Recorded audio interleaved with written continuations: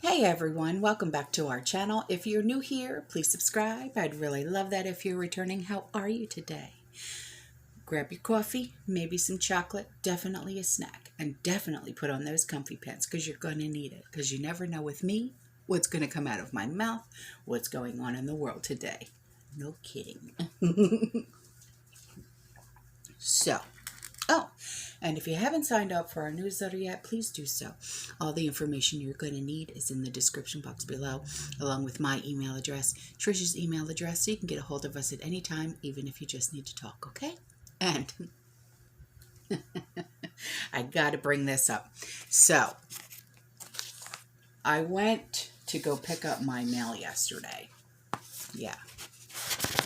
And I got to thank a few people, okay?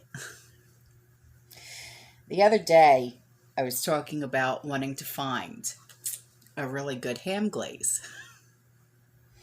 And lo and behold, what was in my mailbox? Ham glaze. 2 of you decided to send me ham glaze. So I gotta thank you guys for sending me ham glaze. And also, I received 2 books in the mail as well. And these are written by a subscriber, okay? And I'm going to put her link in the description box below. I skimmed through these books last night, and wow, what amazing books these are, okay? Well, the first book is called Watch Me, Driven to Succeed. And the other one is called Jenny's Pennies. Your financial success begins today, okay? So if you would like to get these books, or if you want to talk to Jen, okay, this is her website. It's called jennyspennies.com. Okay, so that link will be in the description box below, okay? So she's amazing. Thanks, Jen. I really appreciate it. I love you, sweetheart. So very good tips and tricks. Very good, even for the prepared mind, okay? So let's get on with it, shall we? So, apparently, if you've ever stolen anything in your life, I hope you haven't, but if you have, the IRS wants you to report it. Yeah, because you have to pay taxes on that now. So, that link will be in the description box below. If you are thieving, you know. So, so that, like, listen, you guys come here for the truth, and I give it to you. Do I not? I may be laughing along giving it to you, but sometimes we gotta laugh. Otherwise, we'll all be crying and pulling our hair out and stressed and everything else. And who the hell wants to go through that all day? So then this was sent to me, talking about the fungus, right, that's going on in all the hospitals, okay? And this subscriber said, you know, we had a similar fungus outbreak here in Washington a few years back in 2019. And they were afraid at the time it would become an antibiotic resistant. So that link is also in the description box below, okay? Now, this was sent to me, okay, by a subscriber, and she said, please share this. This just came out, and I watched the whole thing. It's absolutely imperative that everyone sees this. Please share. So, it's called The High Wire, okay, and that link will be in the description box below. And now this. Apparently, bird flu is back in the U.S. No one knows what comes next. The fast-moving pathogen, which has already invaded Europe, was found in East Coast ducks. The last outbreak that tore through the U.S. killed 50 million birds. So that link is also in the description box below. Okay, so now this. You all know my subscriber, okay? You guys are amazing when it comes to bringing me pictures, and then I bring them to you, okay? So these pictures are of the OTCs, okay? And then This picture is of their new puppy that they named, get this, after me. I know. And the face, I just want to, oh, you just want to squeeze a lees. And then this picture is of the paper products aisle. Looks like toilet paper and paper towels are just gone. And I mean gone, wiped. Look.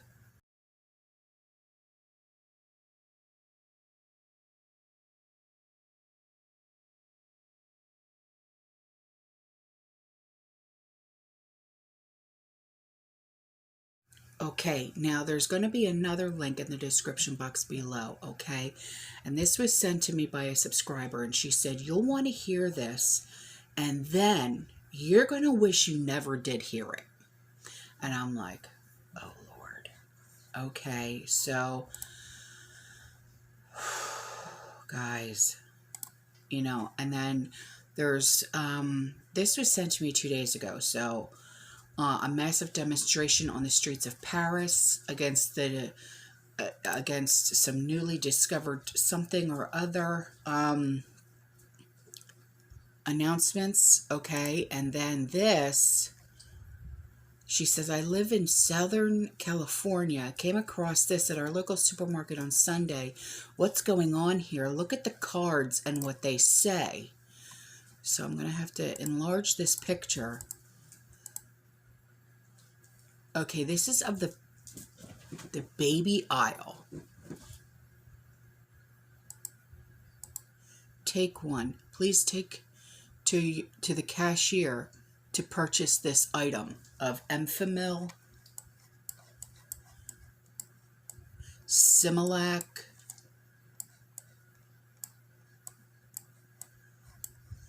it's only on the formula, not the diapers or the wipes.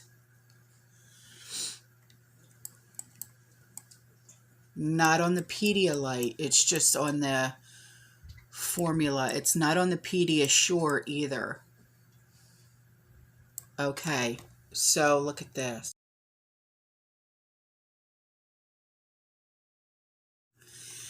And then the same subscriber sent me this. She said, I thought you would like this. Went to a company to do work for them.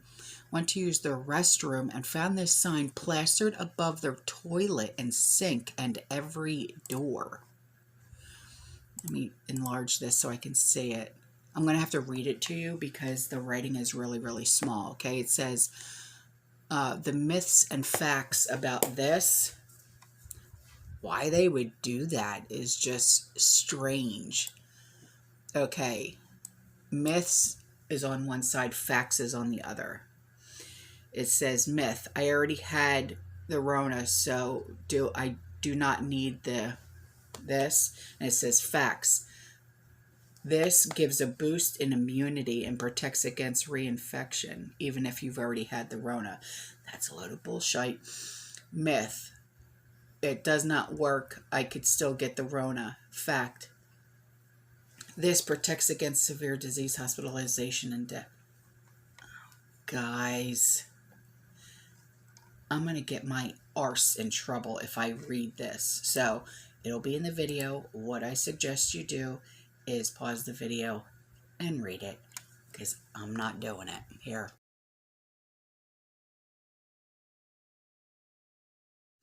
Okay, so this link has to do with the hospital staff are not being allowed to leave their current jobs. Okay, so if you get a better deal at another hospital, or say going to a nursing home or a private facility. I know a lot of nurses who stopped working at a hospital because they were hired by a private family. Okay, so that's just, you know, a load of bullshit. So our very own Cupcake Girl, you know I love her. She says, I just wanted to put my 2 cents in regarding the word hoarding, because that word irks a prepper. to no end, right? She said hoarders are emotionally attached to their things to the point that they cannot even fathom the thought of letting go of anything. And right on. It's not like we're here hoarding junk. We are preparing for an SHTF situation. And that SHTF situation is different for a lot of us. Okay. She said, right down to that empty ketchup packet from 1970. And she's dead on balls accurate. We prep and rotate through our supplies. And actually, we of the prepared mind are very much the opposite and have to keep things cleaned and organized. Yeah, we do. We do. I mean, there's no... Have you ever watched the show Hoarders? I watched that show, and let me tell you, it makes me feel a hell of a lot better about the dust that's on the top of one of my picture frames that I can't get to. Okay, so none of us are hoarders. We are prepared. All right. I friggin' hate that word. I hate it with a passion. Hate it. I mean, it literally just gets under my skin. So, now this email came from my favorite gal pal in the UK. All right. And she says, as you repeatedly say, keep your head on a swivel. Yeah, I do. Especially in today's times. You have to. There is no... and this is my opinion, okay, there's no, especially for us ladies going to the store by yourself. None. I do a lot of my ordering online, as you know. If I do go to the store, I wait for Sean to have a day off, and we go together. You know, Andrew works like crazy, so he's very rarely is he home. And when he's not working, he has to, like this week, he has to leave and go for field training for the Marines. So, you know, I spend a lot of time at home, guys. You know what I mean? Just ask Trish. We're constantly on the phone together. You know what I mean?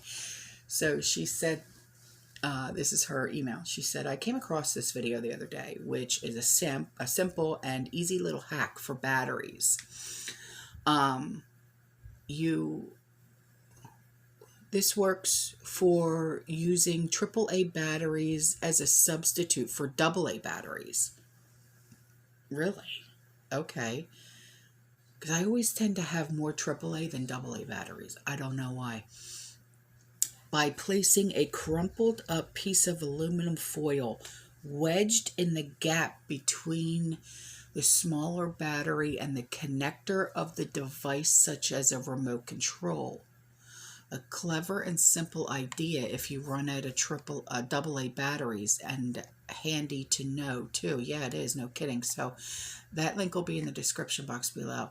And then she goes on to say, I see we are having fun and games here at Dover Port. Here, there's a queue of trucks miles long as apparently new Brexit rules kicked into force at the beginning of January. I think this backlog is for goods leaving the UK, but I'm not 100% sure, as I haven't read up on it yet, but I will do. Things are not going to get very interesting later in the second half of this year when further EU regulations come into effect. I found an article saying because the new system will require biometric checks, it would mean every car and lorry, LORRY, passenger having to exit their vehicle. This would mean border crossings taking much longer, causing lengthy queues as it stands, and tourists who drive through ports to the continent can simply have their passports assessed and stamped by border guards through their vehicle window, keeping traffic flowing smoothly. To handle the new checks, Dover would also need new infrastructure.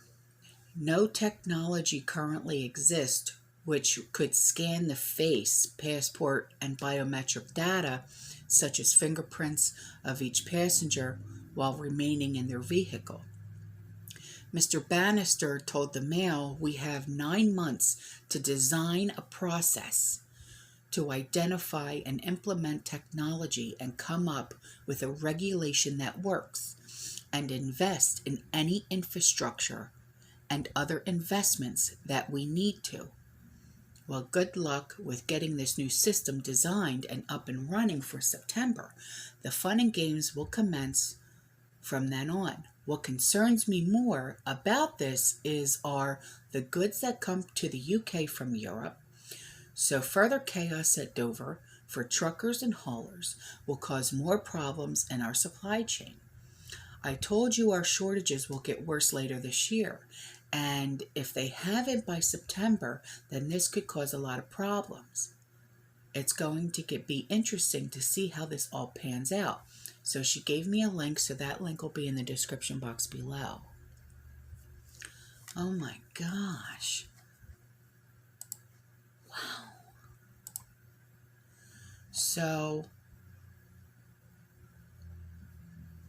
wow, guys. So they're feeling it too. Okay, so this was sent to me, and she said this is her experience so far. Okay, what she has learned so far from the Rona since she contracted it. Okay, she said, "While I've been canning so much that I can eat healthier. Here are the few things that Rona has taught me. 1, doctors do not want to prescribe anything for it. I don't know if this is because they are being monitored by the health system, insurance companies, or some other government agency. So you need to be prepared now." Very, very, yeah. I mean, wise advice. Thank you. This is number 2. One of the complications is microcuts. Thank goodness that my former student reached out to me. He told me about the issue and how much aspirin to take to help with this issue. He also sent me a file that provides a lot of good information that I wish I had a year ago. I suggest everybody read it and do what they can to get these supplies. Now, what aspirin? Are you talking about regular aspirin, baby aspirin, Bayer? What kind of aspirin? Number 3, medicines are key. Canadian Prepper put out information on obtaining an antibiotic kit. Anyone who has the money can do so, should get the kit. Antibiotics can save your life. Yeah, no kidding. And number 4, you may have canned a lot, but are you going to need quick meals? So package some away now. That's a good idea. So like when you're canning, or even if you're using your food saver, make like total meals. That's a really good idea. I have a lot of bone broth and veggies and meat, but I didn't have much that I could just put in the crock pot, heat it up to have a quick, nutritious, hot meal. When you are sick or caring for someone who is sick, you want easy, nutritious options that you can grab and fix quickly with little thought involved. I'm fixing this shortfall as soon as I get well. While I do have neighbors and a boyfriend, I don't want to infect them, so I needed to make meals myself as much as possible. Besides that, I didn't want to get something else from the boyfriend's cooking. Rose Red Homestead, she has a great channel, has some great ideas, and she's a fellow scientist, so I relate well to her. I am sure there are others out there with great ideas. Okay, so there's links, okay, and There's a PDF, but I don't know if you guys want this PDF. Email me, okay, and I will get the PDF over to you, because I can't put the PDF in the video because it's a PDF. I can't download it to the video, okay? So those links are in the description box below for you, okay? There's a link for a freedom convoy of truckers, opposing what's going on. All right. Now, here's some pictures from Eastern Tennessee mountains. Oh boy. Total emptiness. Whoa. Look at these.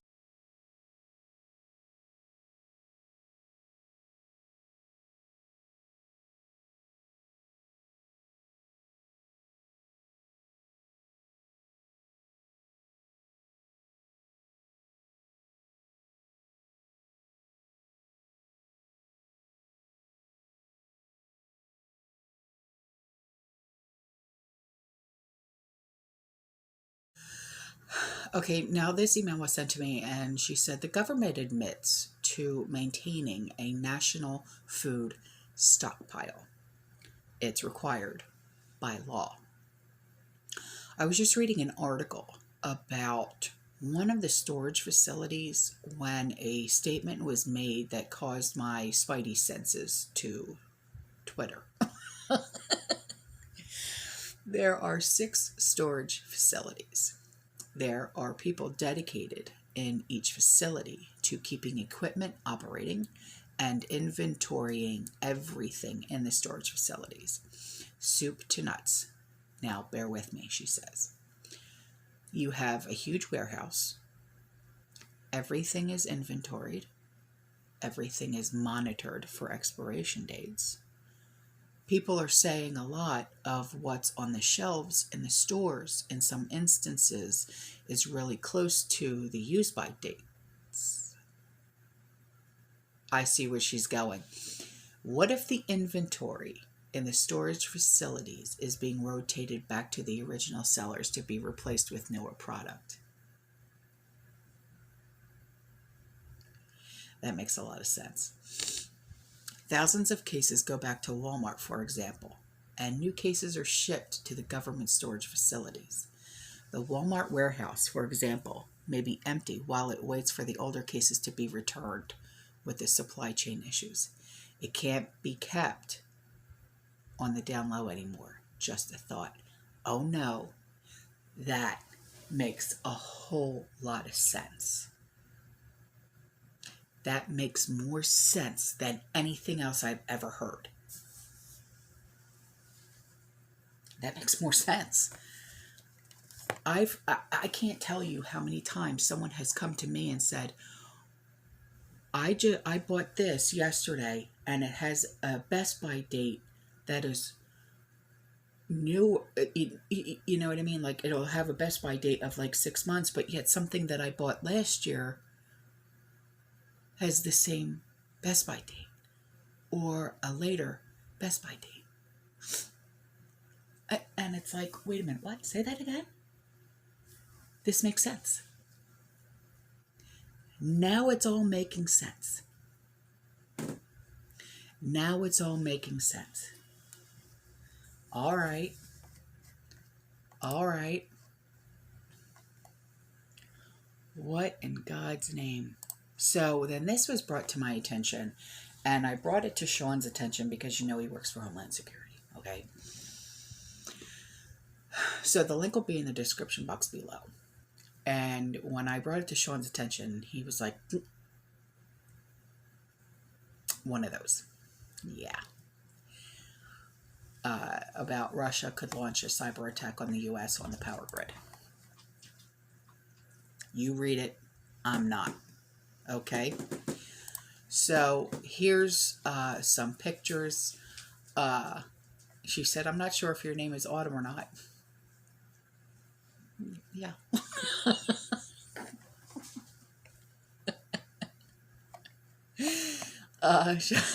She said, I live in Tampa, closer to Lutz. Okay. I went to Costco. Okay. And so these pictures came from Costco.